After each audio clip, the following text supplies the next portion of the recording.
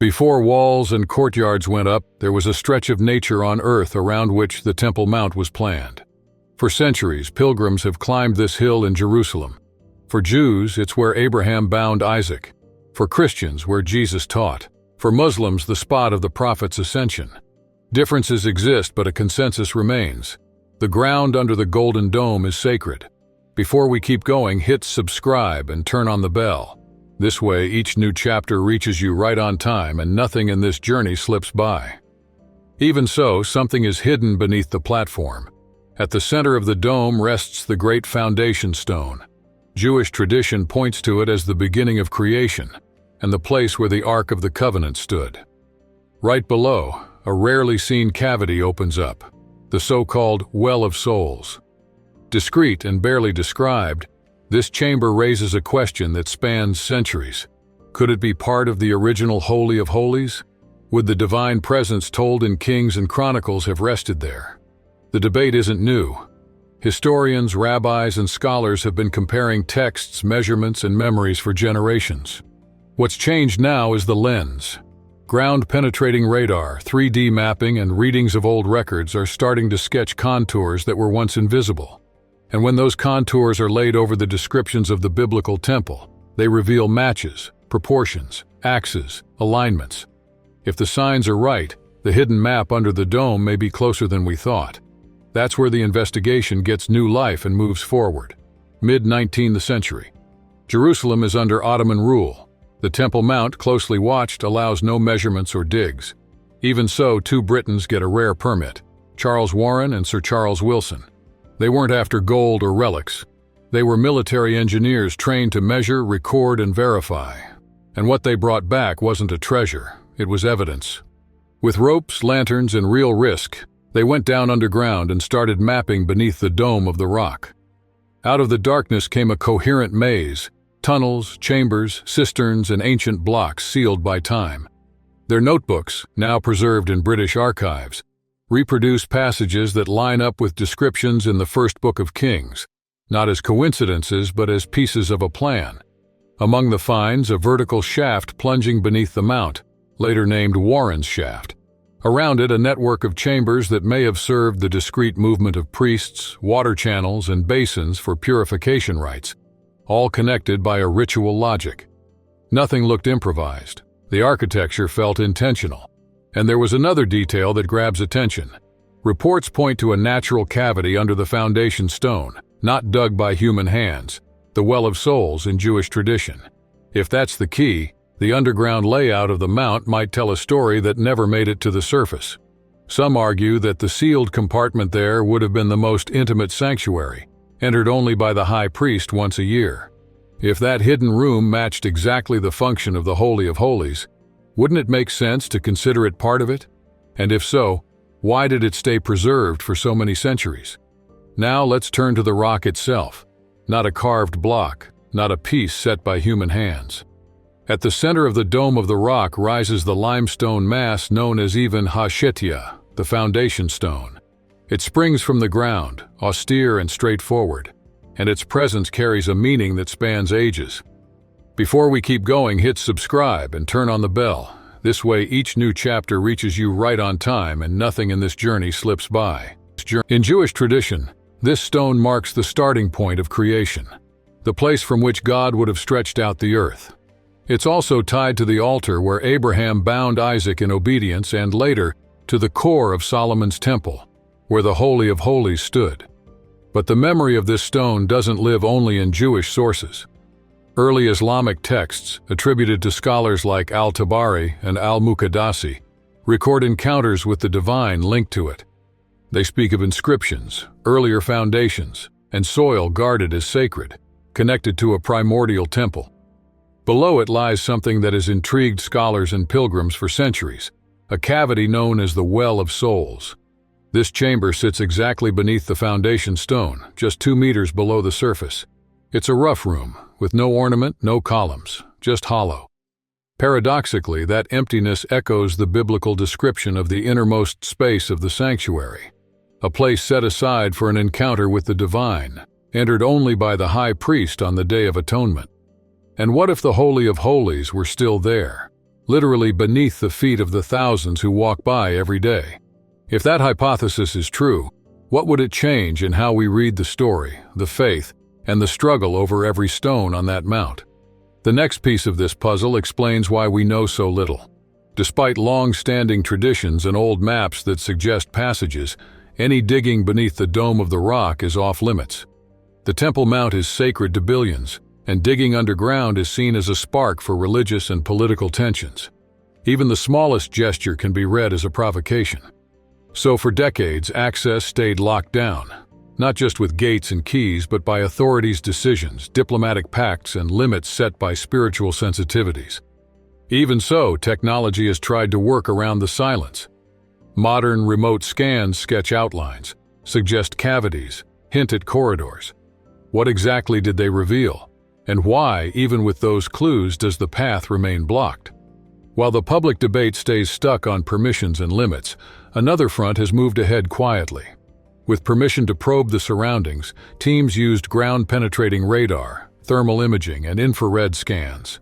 The maps revealed voids under the dome that repeat the shape and proportions of inner chambers, cuts in the rock consistent with ancient techniques, signs of drainage channels and underground supports, parts needed for washing and sacrifice rites.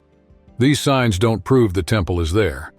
Even so, the layout emerging from underground lines up with the layout described in Leviticus, Ezekiel, and 1 Kings with a precision that's hard to shrug off. Without moving a single stone, the ground starts telling its own version, patterns, axes, and chambers that reflect measurements preserved in the scriptures. If direct access keeps being denied, what else might be hidden? A clue came from the far south of the Temple Mount, by the southern wall. There, archaeologists documented big hand-cut blocks, well squared and aligned. They aren't part of a recent wall. To some, they're the so-called Stones of Solomon, possibly tied to the foundation of the First Temple. To others, material reused in later periods. Either way, the find brings back the question that keeps the audience glued to the screen. What else rests under that plateau, waiting for the next reading of the ground? They weren't Roman. They come from an earlier time. The stones coming to light match the work described in 1 Kings 6-7. Blocks chosen, carved, and sawn outside the site, brought in ready for the temple's foundation, with no iron touching the work on site. The weight, the geometry, and the cut marks tell a continuous story. Some see in them the remains of the base built by Solomon. Before we go on, hit subscribe and turn on the bell. That way each new chapter gets to you right on time and nothing on this journey slips by. Some show up buried deep under layers of construction piled up over centuries. Others were reused in retaining walls around the mount, discreet but too old to ignore. When mapped and measured, they start sketching something familiar on the ground. Courtyards, passages, entrances, supports that would hold up the sanctuary, and a logical proximity to priestly areas mentioned in Nehemiah and 1 Chronicles. The accounts aren't just in Jewish tradition. Islamic texts from centuries ago record carved features under the dome of the rock. Today, when you cross-check those descriptions with the topography and archaeology, a convincing fit appears. The dimensions match up, the orientations make sense, and the whole set seems to point to a very ancient period. Maybe the first temple, maybe the second. Each stone, when read carefully, works like a line on this silent map. These stones aren't just leftovers from an ancient job. They're silent witnesses raised in faith that speak again of who walked here and what they were seeking. If they point to the first temple, what else might be preserved under the platform? The clue leads us to service tunnels, inscriptions, and passageways that might have connected the Holy of Holies to the outside. Near the western wall tunnels, archaeologists brought to light something buried, but kept in the collective memory. On the rock, engraved names, priestly families whose records match the lists in Nehemiah 11 and 1 Chronicles 24. These aren't doodles. They're notes by Levites, men who served in the temple, and the markings didn't show up by themselves. Around them, tight stone corridors, steps that go down, arches supporting the path. Some lead to ancient cisterns. Others end at ritual baths, mikvaot, used for purification before service. Among these features, one route stands out. It's narrow, discreet, carved with purpose. Some argue it's a priestly tunnel, a reserved route that linked the courts to the city. If this gets confirmed, every name and every stair start forming a map of the temple's daily life. There are accounts of a hidden passage, maybe an emergency route tied to the Holy of Holies, used in times of crisis in the Costa Negra. That hypothesis lines up with the Heshna, the ancient fortified wall, and with records that describe temple officials accessing sacred areas underground, away from the city's eyes. If those corridors existed, could they still run, silent, beneath the dome of the rock? Is it possible that priests' footsteps still echo there, just a hand's breadth away? And if inscriptions with priestly names have survived on the walls, what other voices are waiting to be read? From the underground, we move to the horizon. The layout of the platform, the dome's position, the lines of the gates, all suggest an old conversation between architecture and expectation. High on the Temple Mount, looking east, your eyes land on the Golden Gate. Sealed for centuries, unmoving, it occupies more than a spot. It holds a promise. In Ezekiel 44, the prophet speaks of a gate kept shut until the prince enters. Today, stones keep it silent. But behind them are questions that won't be locked away. When engineers and scholars overlay the dome of the rock's location onto the old eastern gate, the result is precise: alignment. Line over line, axis over axis, as if the present design pointed to a plan kept in time. Temple records place the Holy of Holies exactly west of the eastern gate. Projected through time, the line cuts through the center of the current dome. If the dome marks the temple's former site, the gate stays on the correct axis, a marker that, according to tradition, awaits the one still to come. Medieval accounts say Islamic authorities sealed the entrance and set up a cemetery in front of it to prevent priests from passing through for fear of impurity. Stone blocks passages, not ideas. The alignment remains, the expectation continues, and the gate keeps waiting. Before we go on, hit subscribe and turn on the bell. That way, each new chapter gets to you right on time, and nothing on this journey slips by. The investigation has stepped off the parchment and into the underground. It's already possible to read the ground without digging it. Researchers use GPR and thermal imaging to map the Temple Mount in a non-invasive way, working around political and religious limits. Recurring results: interconnected voids, passageways, and hollow chambers, rectangular bases and rock-cut structures under the platform, in the area of the Dome of the Rock, exactly where old plans would place parts of the sanctuary. They don't look like geological accidents. In some sections, measurements echo the proportions of Ezekiel's temple vision. If the gate's line marks an axis in history, these maps start to outline, with numbers, the place where the temple would have rested, and suggest there's more to find ahead. New underground mapping of the sacred plateau has been revealing structures that aren't just geological quirks. Some of them seem to match the support systems and channels required by the ritual practices described in Leviticus and Numbers. Among the finds, a broad rectangular cavity under the foundation stone, maybe the so-called Well of Souls, stands out, along with narrow corridors that echo the layout of the inner sanctuary, and traces of drainage channels where blood and water ran during the sacrifices. As the scans pile up, so do the questions. Could these be the remains of the original temple, kept in silence right beneath our feet? And if they are, why isn't any official excavation moving forward? Why is the evidence growing while access is shrinking? Some say the truth is being covered up. Others say the time hasn't yet come.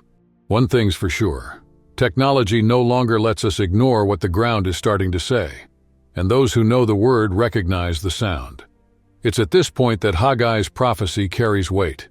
Hidden ruins might point not only to the former temple, but to a future glory. Faced with the rubble, the prophet heard, "The glory of this last house will be greater than that of the first, and in this place I will give peace." Haggai 2:9.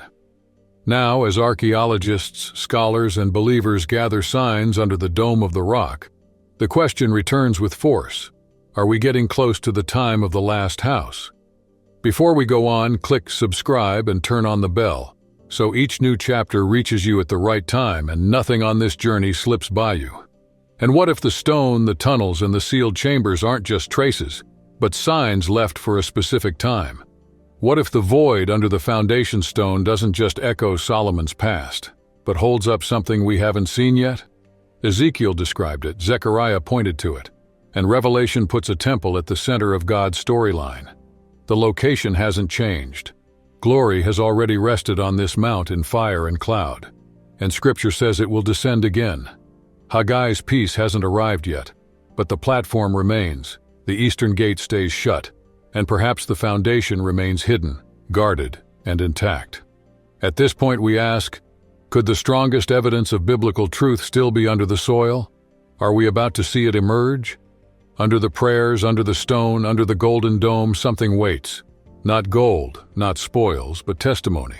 Every chamber, every carved stair, every sealed corridor under the Temple Mount points to something bigger than chronology. It points to the reliability of Scripture. For centuries, critics called the temple a myth, the mount a symbol, Solomon's legacy an exaggeration. Yet stone by stone the text speaks. Tunnels follow priestly roots, voids resonate with the Holy of Holies, the alignment with the eastern gate fits Ezekiel's vision. And if, under the dome of the rock, the foundation of the house of God rests, then we won't be looking at ruins. We'll be seeing prophecy preserved in limestone and silence, for now. The world is fixing its eyes on Jerusalem again. Tensions are rising. Up top, the Temple Mount is more than a sacred place. It's become a stage. Under the stone, something persists, traces kept by ruins, conquests, and centuries of silence. If this ground has been protected for so long, could our generation be the one to see what's been hidden? At the threshold of revelation, the question takes your breath away. If the temple wasn't lost but only moved a layer deeper, what happens when the world faces what's always been buried under its own feet? Now tools step in that read the earth like an archive. Ground-penetrating radar, GPR, has already been used around the platform, along with thermal readings, non-invasive methods that sidestep political limits and sacred restrictions. And what the maps show aren't random shadows, voids under the esplanade, chambers beneath the dome of the rock, rectangular bases and chiseled traces in the rock, on the axis where ancient plans place the complex. Before we go on, click subscribe and turn on the bell, so each new chapter reaches you at the right time and nothing on this journey slips by you. In several readings, the lines match dimensions from Ezekiel's vision. In others, they sketch support systems and channels consistent with the practices described in Leviticus and Numbers. You don't need to dig when the subsoil speaks. If science and tradition are meeting here, we may be looking at a turning point. Recent subsurface sweeps reveal more than geological noise. A large rectangular cavity shows up under the foundation stone, possibly the Well of Souls, linked to narrow corridors that mirror passages of the inner sanctuary. There are signs of ancient drainage channels, paths where blood and water would have flowed in temple rituals. Each reading opens new questions and rekindles old disputes. Could these, after all, be fragments of the original temple preserved in silence right under our feet? If so, why is no full excavation being authorized? Why is the volume of evidence growing while access shrinks? For some, the truth is being buried. For others, the clock hasn't struck the hour yet.